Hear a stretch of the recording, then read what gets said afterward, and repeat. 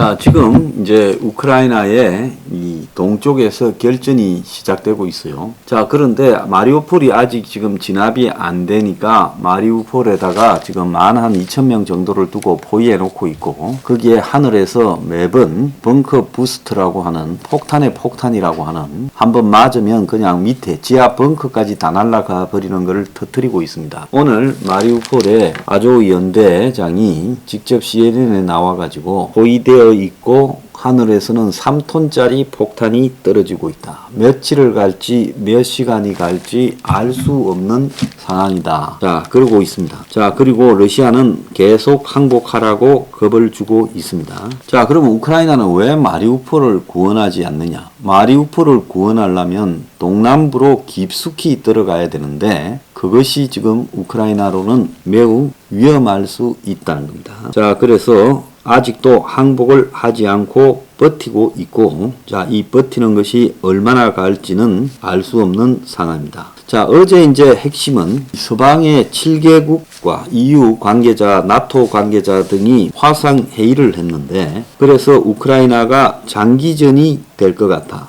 그래서 우크라이나에 무기를 신속하게 지원을 해줘야 된다. 그래서 블링컨 국무장관이나 미국 국방부 쪽에서도 올 연말까지 진행이 될 것 같다라고 말을 합니다. 자, 그래서 전투 전술대대라고 부르는 병력을 2개 대대 이상을 더 보내라 해서 도착했다고 러시아 사령관과 러시아 국방부 간의 이런 통화 내용 감청이 공개되기도 했습니다. 그래서 일부 언론은 한 6만 명, 일부 언론은 한 8만 명인데 러시아의 전투 전술 대대 한 개당의 이 병력이 얼마가 되는지 잘 몰라서 하는 건데, 지원 부대까지 포함하면 한 현재 75개 전투 전술 대대가 우크라이나 전에 투입된 걸로 보이고요. 그러면 그것이 한 8만 명은 된다라고 보고 있습니다. 그러면 초기에 저쪽에 기후 쪽을 공격할 때 20만 명이 동원되었다 하는데 왜 지금 여기에는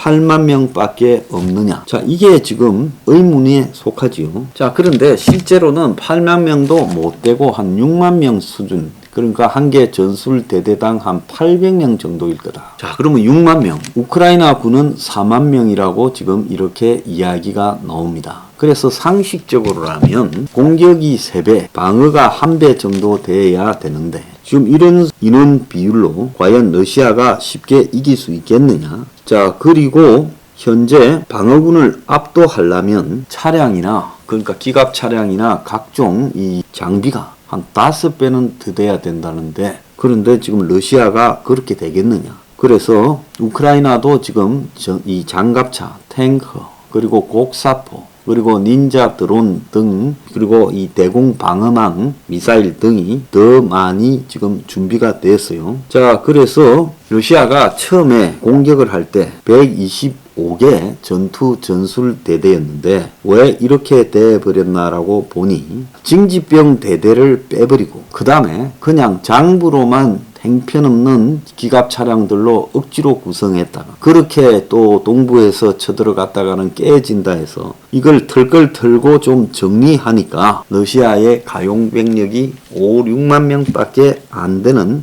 그런 상황이 지금 벌어지고 있다는 겁니다.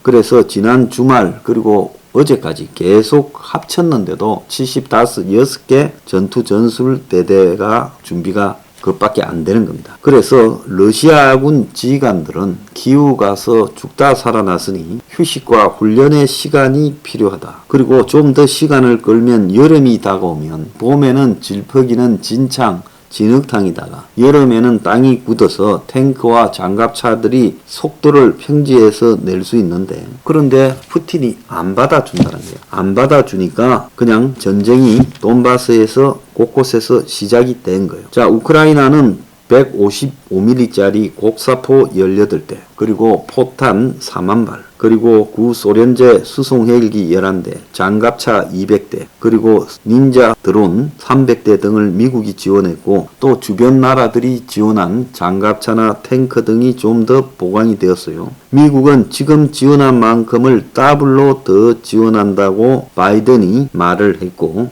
국방부 대변인도 미국이 그걸 지금 모으고 있다고 합니다. 자, 러시아는 와그너 그룹이라는 러시아와 이 푸틴과 연계된 잔혹한 러시아 이 프로페셔널 군대 전문가 출신들을 모은 그 와그너 그룹과 또 체첸, 시리아 등 악명 높은 자들을 동부로 이렇게 모아가지고 잔혹한 전쟁을 시작해서 초반에 우크라이나 길을 꺾으려고 하고 있습니다.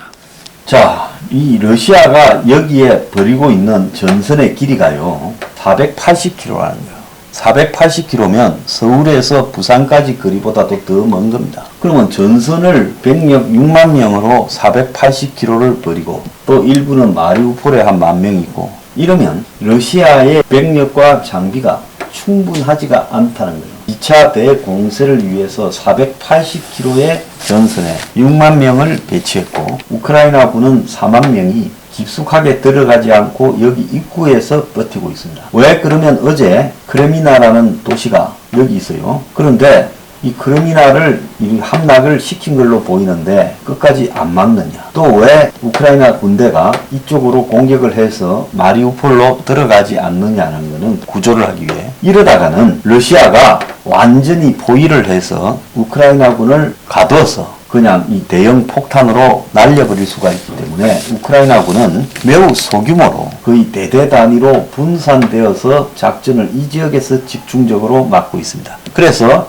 일단 러시아가 공격하고 우크라이나군은 흩어지지 않고 여기에서 막는 쪽으로 집중을 하고 있다는 겁니다. 자, 러시아가 함락했다는 루안스크의 이 크레미나와 크라마토르스크라고 지난번에 여기에 폭탄 떨어진 그 요충지 슬라반스크하고 길이가 어제 제가 한 100km 될 거라 했는데 정확하게 한 50km라는 거예요. 그러니까 러시아가 이 크레미나를 함락시키고 여기 이지움도 지금 한 15,000명이 지금 민간인이 빠져나오지도 못하고 사실상 러시아가 함락을 한 걸로 보입니다. 자, 여기하고 여기에 이지움과 그 다음에 여기에 크레미나를 함락하고 그 다음에 여기에 있는 슬라반스크하고 그 밑에 있는 크라마토르스크를 먹어버리면 바로 이렇게 올 수 있어요. 그래서 러시아가 지금 그렇게 하려고 하고 있고 우크라이나는 슬라반스크하고 크라마토르스크를 중심으로 안에 들어가서 막고 있습니다. 그렇지만 너무 깊숙하게 말려 들어가면 전선을 많이 벌리면 곤란하다. 근데 일반적으로 군사 전문가들은 이 지역이 평야인데 러시아가 이번에는 이 대포와 고성능 대포와 또 이 기갑 차량 등으로 이 압도적인 화력으로 공격을 하면 우크라이나가 이걸 막아내기가 어려울 거다. 평야에서 붙으면. 이쪽에서는 시가전이었다. 1차 때는. 2차는 평야에서의 화력 기갑전이다. 근데 모르고 하는 소리죠. 우크라이나가 모여 있습니까? 절대 안 모여 있죠. 병력 한 500명 안팎으로 엄청나게 분산시켜서 이 병력들이 매일 옮겨 다닙니다. 그리고 우크라이나가 이번에 미국 등에서 가지고 온 18대의 곡사포가 멀리서 아마 이 오는 부대들을 날려버리기 위해서 그것을 이제 잘 활용을 할 거라고 봅니다. 벌써 배치가 됐대요. 그리고 이제 이 체코 등에서 받은 탱커, 그리고 영국이나 체코나 미국이 준 장갑차가 지금 수백 대가 보강이 돼 있고, 닌자 드론이 한 300대가 있기 때문에, 그리고 또 대공 방어망이 S-300 슬로바키아로부터 받은 것이 또 있어요. 그래서 우크라이나도 여기에서 전투를 벌일 때보다는 무기가 훨씬 좋아졌어요. 그리고 이쪽 전투를 통해서 경험이 늘어난 우크라이나 군대가 한 4만 명이 흩어져서 방어를 하고 있어요. 그렇기 때문에 이 공격자가 지금 최대 6만 명밖에 안 돼요. 그런데 일부는 또 마리우폴에 가 있고 480km를 전선을 흩어져서 공격을 합니다. 그렇지만 우크라이나가 러시아가 자꾸 들어오라고 조그마한 도시들을 점령하는데 안타까워서 들어가야 되겠죠. 여기 마리우폴도 구조하러 가야 되겠죠. 그렇지만 그러다가는 포위망에 걸려서 당할 수 있기 때문에 안 들어가는 겁니다. 자, 지금 이 마리우폴에서는 이렇게 지금 버티고 있으니까 제철소에서 공중에서 이 사람들이 지하로 터널을 파가 다니니까 여기저기 그래가지고 터널 밖에도 나와서 러시아군을 공격하기도 합니다. 그러니까 3톤짜리 벙커 버스터를 터뜨려가 이게 3톤짜리 폭탄이 떨어지고 있대요. 아침에 아조 연대 사령관이 CNN 인터뷰하는데 보니까 그러면 그게 이제 지하의 터널을 다 파괴해버리죠. 그래서 이 사람들이 버티기가 상당히 어렵게 된 것은 사실이지만은 그래도 지금 항복을 하라 하면서 이 항복 버스를 준비해 놓고 항복하면 목숨은 살려주겠다는데 이 사람들로서는 항복해서 겪을 순환을 생각하면 지금 무슨 제네바 협정이 어디 있고 누가 그러겠습니까? 그러니까 전원이 항복을 안 하기로 결의를 한 것 같아요. 그래서 이제 러시아가 계속 고성능 폭탄이나 화학무기 이런 불법 무기들을 쓰면서 여기에 있는 사람들을 소탕하려고 그래요. 자, 러시아 입장에서는 이거는 2014년에 저거가 옛날에 줬던 거라면서 도로 갖고 갔어요. 이거는 2014년에 루안스크하고 도네츠크의 한 땅 40%를 그때 노란 거는 먹은 거예요. 자, 이쪽에 지금 없어졌습니다. 그죠? 거의. 그래서 우크라이나 군이 이 북부 쪽에 있던 러시아의 점령지는 다 파란 거 다 탈환했어요. 자, 여기에 이제 옆으로 있는 빨간 쪽은 러시아군이 이번 전쟁에서 집중적으로 지금 장악한 지역입니다. 그런데 이제 부분적으로 우크라이나 군대가 이쪽에서 이 파란 데서 지금 탈환하거나 싸우고 있고 그렇게 싸움이 붙고 있어요. 그래서 지금 이거는 동그라미는 주요 전장을 이야기하는 거고, 자, 우크라이나 군이 그럼 왜 안 서두느냐? 우크라이나 군은 아까도 이야기했다시피 이렇게 진을 쳐서 러시아군 공격을 저지하는데 집중하고, 러시아군 공격이 일단 실패하면 그때는 추격해서 이제 러시아군을 죽이고 탈환하려고 할 겁니다. 그래서 그때까지 좀 버티고 있어야 될 문제가 있어요. 이 고립되어서 싸우는 사람들요.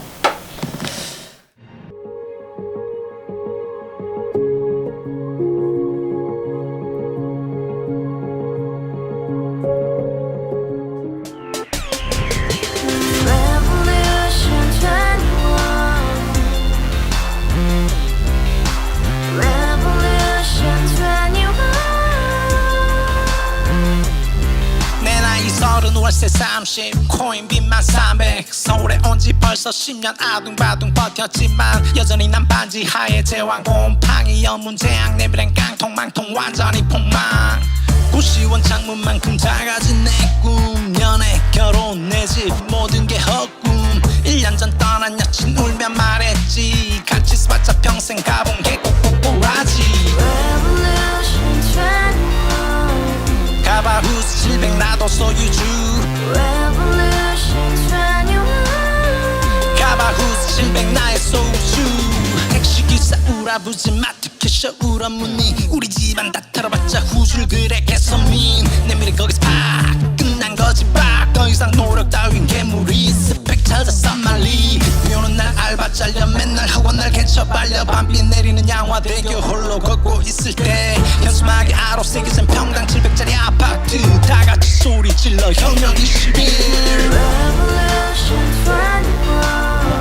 가바후스 700 나도 소유주 가바후스 700 나의 소주 You and I, we live together in the house brand new day and your dream had just begun Revolution 21 only open happiness 너의 곁에 내가 영원히 지금까지 정치인들 입만 열면 찝찝찝 개소리 멍멍멍 쳤다 하면 뻥 잘난 부모 만나 잘난 학교 나오면 뭐 하나 우동살이 꽉 찬 대가리 깡통 소리 통통 저 푸른 조원이의 그림 같은 집을 짓고 평상 4천 팔면 뭐해 평생 살 수